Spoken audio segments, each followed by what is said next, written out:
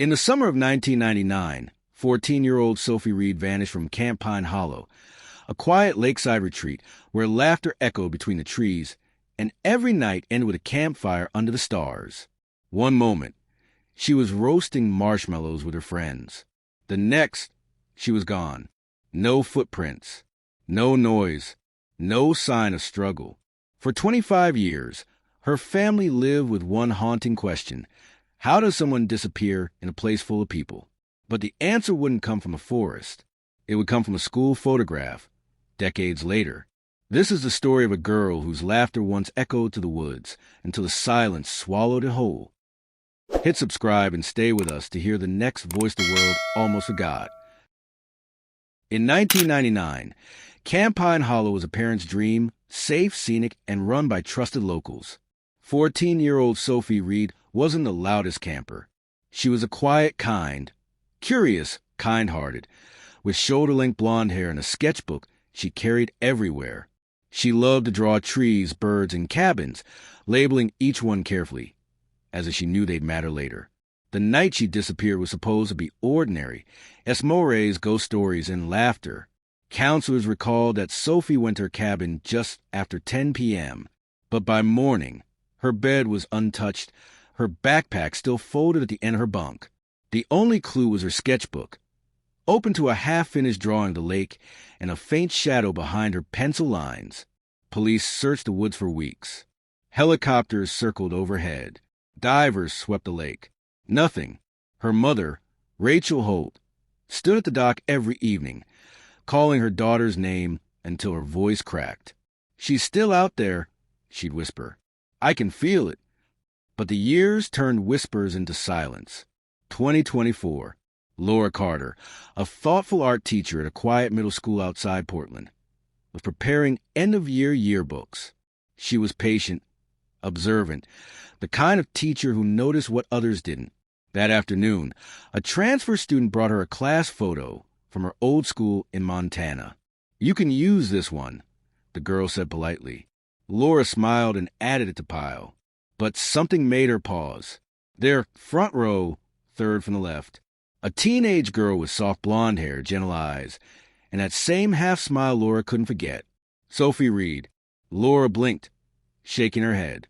It couldn't be. Sophie had been missing for 25 years. She searched the name on the school roster. No Sophie, no records matching her. The student who brought the photo wasn't even in that image. That night, Laura sat at her kitchen table scrolling through old newspaper clippings. Vermont teen vanishes at summer camp. No leads. Then she saw it. The same photograph from the missing persons database.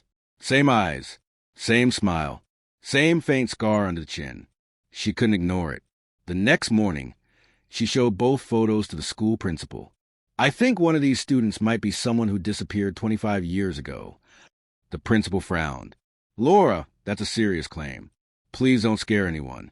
He brushed her off, just like they always did.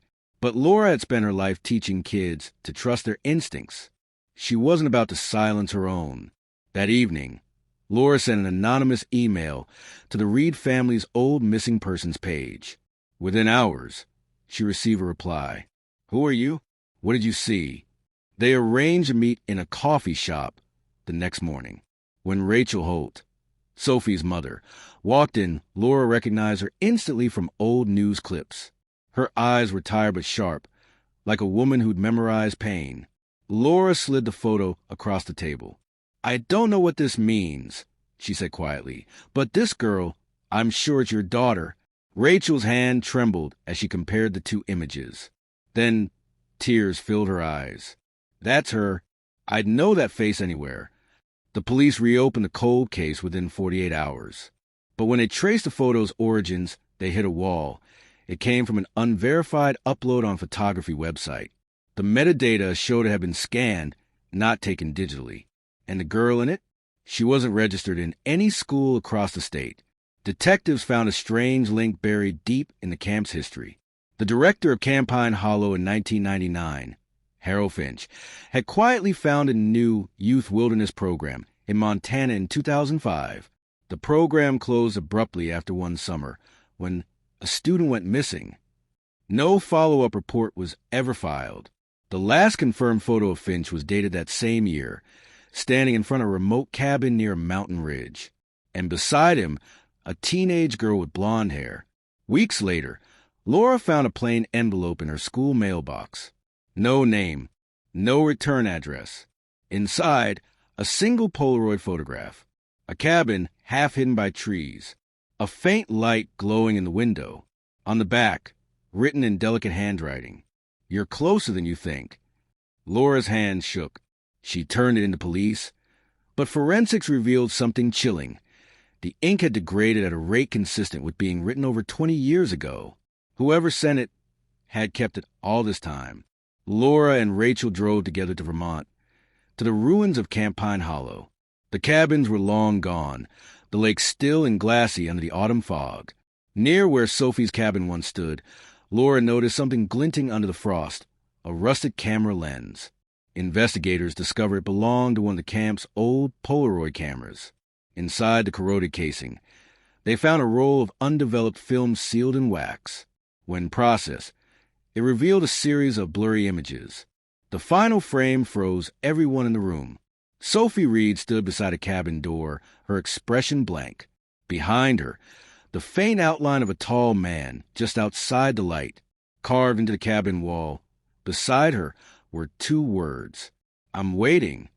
Detectives matched the cabin's coordinates to Finch's old property, one that had burned down in a mysterious fire in 2006.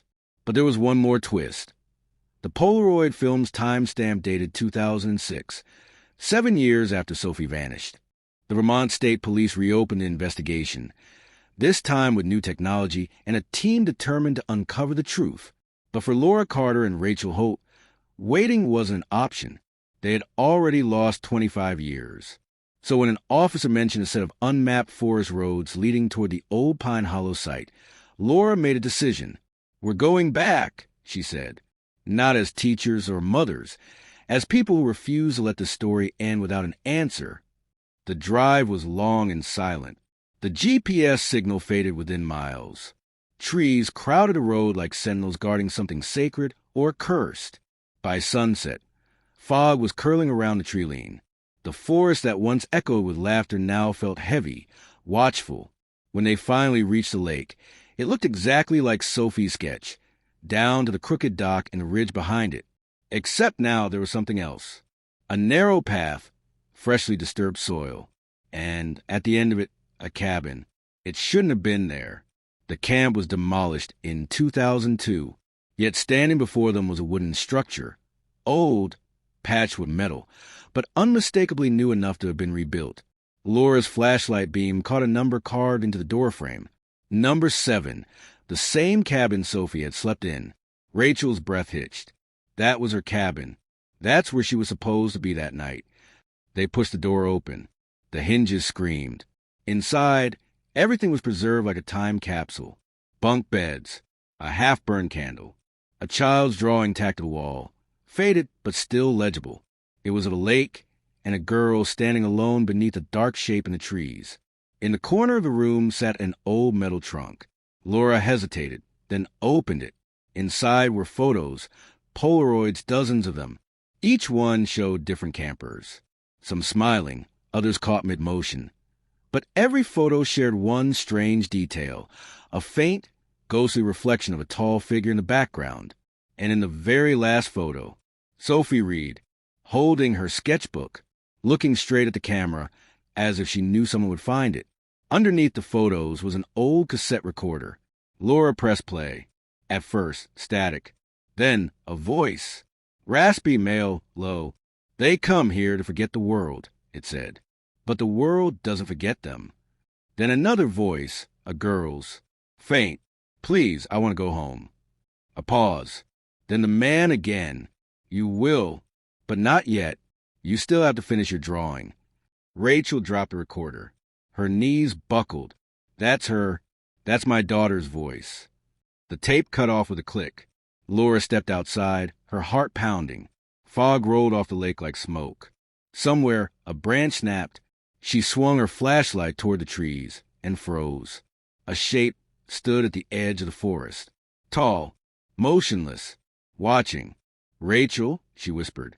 When the beam hit him, the figure turned, and for a split second, Laura saw his face.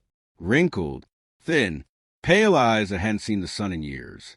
Harold Finch, the missing camp director.